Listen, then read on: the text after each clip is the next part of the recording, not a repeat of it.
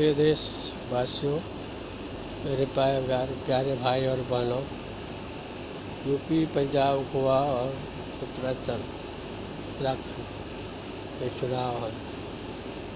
आप देखते होंगे कि गणतंत्र दिवस के मौके पर 26 जनवरी को एक गल्फ कंट्री में यूएई यानी दुबई, अबू धाबी, शारजाह 7 प्रांत हैं जो यूएई के नाम से जाने जाते हैं, यूनाइटेड स्टेट ऑफ अमीरात। वहाँ दुबई में दुनिया की सबसे बड़ी इमारत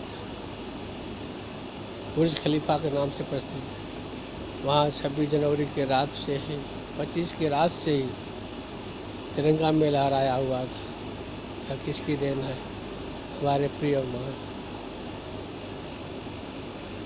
देश सेवक पीएम मोदी का है, जिन्होंने भारत का नाम पूरे विश्व में ऊंचा किया है और भ्रष्टाचार की लड़ाई में सबसे आगे है। उन्होंने नोटबंदी किया, इससे काला धन जो देश के अंदर में है और जाली करेंसियाँ, बड़े बड़े घोटाले किए हुए लोग जो बैंकों के पैसा अपने घरे में रखे हुए थे। आपने सुना होगा बाथरूमों में, बिस्तर के नीचे, तिजोरियों में सारे के सारे रुपए जमा किए गए थे, रखे गए थे। ये किसके पैसे थे? हम और आप गरीब किसान मजदूरों के पैसे थे, जिन्होंने लूट कर अपनी तिजोरी भरी हुई थी और दीवार में, बाथरूम की दीवार में बंद करके रखा थे। यदि वो पैसा पहले यदि बैंकों में जमा होता, किसानों को सस्ते ऋण पर ब्याज मिल जाता, किंतु ऐसा नहीं किया। किसने नहीं किया? यह कांग्रेस की शासन जो आज लगभग 66 वर्ष राज किया कांग्रेसियों ने,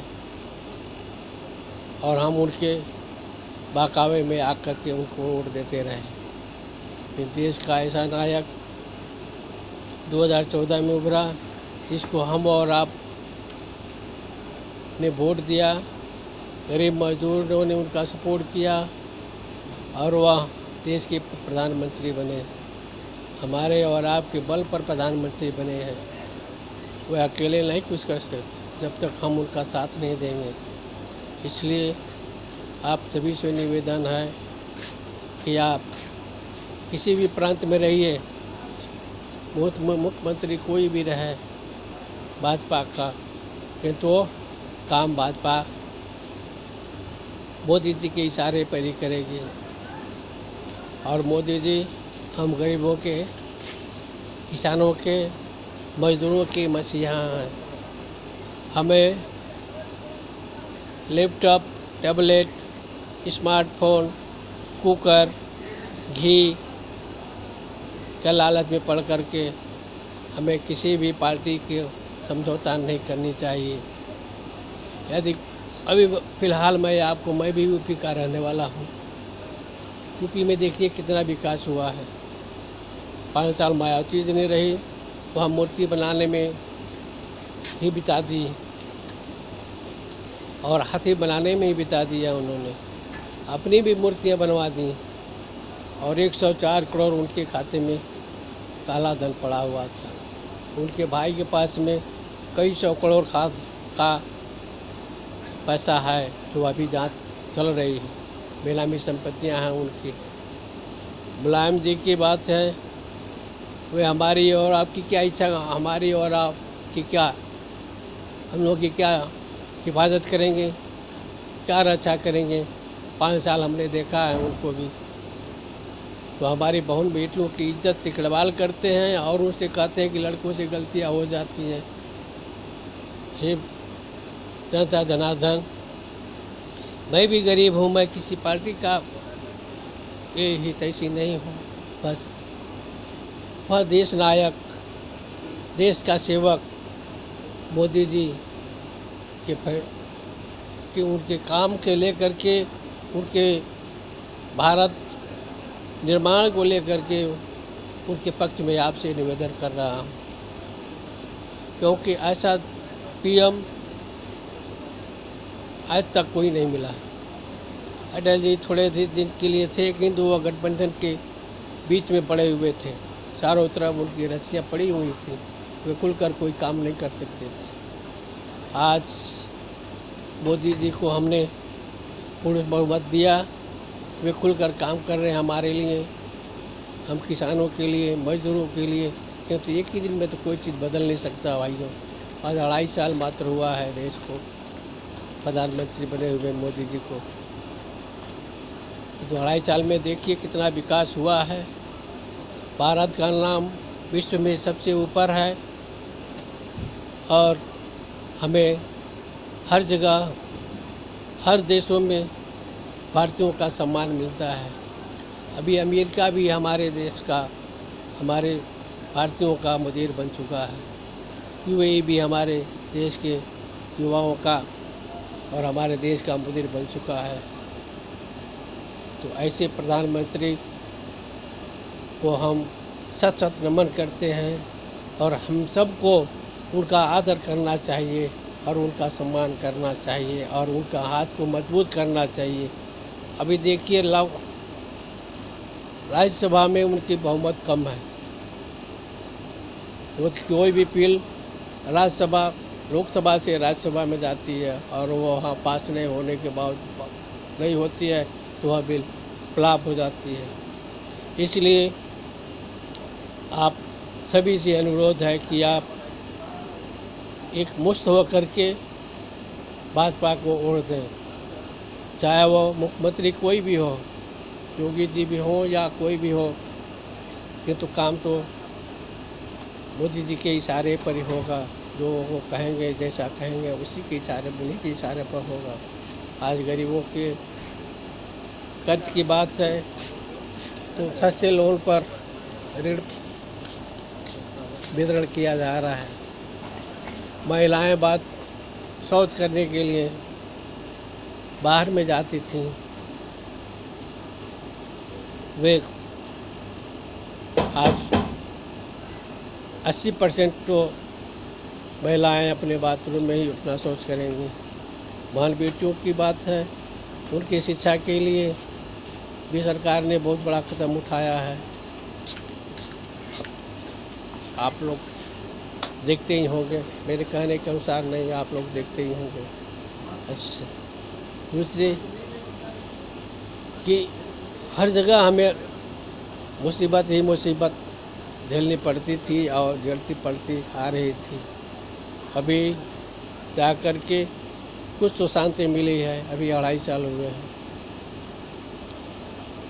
66 साल तक ले हमने सुना है, मैं भी बहुत दिनों तक हो गया हूँ। 66 साल से मैं जब से होश संभाला हूँ, 5 साल का था, उसमें लाल बहादुर शास्त्री की हत्या हुई थी, तो उसकी जांच कभी नहीं हुई, अभी तक नहीं हुई। उनका पोस्टमार्टम ही नहीं हुआ तो जांच कहाँ से होगा। कहते हैं लोग कि सुना था मैंने, उनको जहर दिया गया था। अब ईश्वर जाने क्या हुआ था क्या नहीं हुआ था, मैंने टीवी पर सुना था और एक दिन डी न्यूज़ के माध्यम से भी सुना था, उनको जहर दिया गया था और उनको पोस्टमार्टम क्यों नहीं किया गया था, ये राज का विषय है। और कांग्रेस का नारा क्या था? गरीबी हटाओ, गरीबी हटाओ, किंतु आज तक गरीबी हटी नहीं। अब गरीबी रह गई है भारत में 22%। आप गूगल में जा करके सर्च करके देखें तो गरीबी, भारत की गरीबी 22% है। अभी भी बहुत है गरीबी, क्योंकि छोटा सा बांग्लादेश है, वहाँ 18% गरीबी है। सबसे गरीब देश माना जाता था, किंतु हमें लूट करके कांग्रेसी सरकारों ने हमें लूट करके हमें गरीब बनाया हुआ था। यदि फैक्ट्रियाँ नहीं लगेंगी, हमारे बच्चे, नौजवानों बेटियों को नौकरी कहाँ से मिलेगी? शिक्षा नहीं रहेगा तो हमारे बेटी और नौजवानों को शिक्षा कहाँ मिलेगा? तो ऐसी सरकार कांग्रेस यदि शिक्षा पर, फैक्ट्रियों पर ध्यान दिए होते तो आज हम गरीब नहीं होते, आज हम दर के भिखारी नहीं होते। आपने देखा है कि नारे हमेशा लगाए जाते हैं। आज राहुल जी यूपी में खाट सभाएं करते देखे गए थे, आज उनको किसानों की याद आई। अब सोचिए, आप ही सोचिए, वोट इलेक्शन आने पर इनको हमारी याद आती है, गरीबों की याद आती है, किसानों की याद आती है, मजदूरों की याद आती है। इलेक्शन ख़त्म हो जाने के बाद में इनको याद नहीं आती। प्रियंका जी, क्या वह बच्ची थी? राहुल बच्चे थे? उनको पहले नहीं देखा गया कि हमारे देश के किसानों को क्या हालत है? केवल वह मोदी मोदी चिल्ला रहे हैं। जितना वो ईश्वर का नाम नहीं लेते होंगे दिन भर में, उतना मोदी मोदी चिल्लाते हैं। और एक बात और जान लीजिए, जिसका जितना ही उपहास उड़ाया जाता है वह आदमी उतना ही आगे बढ़ता है। मोदी जी गरीब परिवार के हैं, वे गरीबी जानते हैं, गरीबी देखे हैं। राहुल, अखिलेश सोने की चम्मच से खाए हैं, सोने की चम्मच से खाना खाए हैं, उनको गरीबी क्या मालूम। आज वह राहुल अपना कुर्ता फटा दिखा रहे हैं तो विदेशों में जा कर के, अभी कुछ दिन पहले विदेशों में जा कर के ऐसा आराम करके आए हैं। गरीब जाएगा विदेश में ऐसा आराम करने के लिए, मजदूर जाएगा गरीब ऐसा आराम करने के विदेश में नहीं जाएगा। ये दिखावे की है, इनकी चाल है। हमें इनकी बातों में न आकर के सिर्फ और सिर्फ भाजपा को वोट देना चाहिए।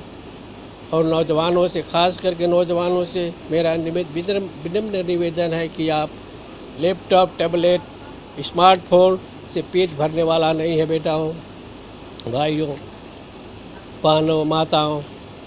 हमें नौकरी चाहिए, हमें मजदूरी चाहिए, हमें खेती से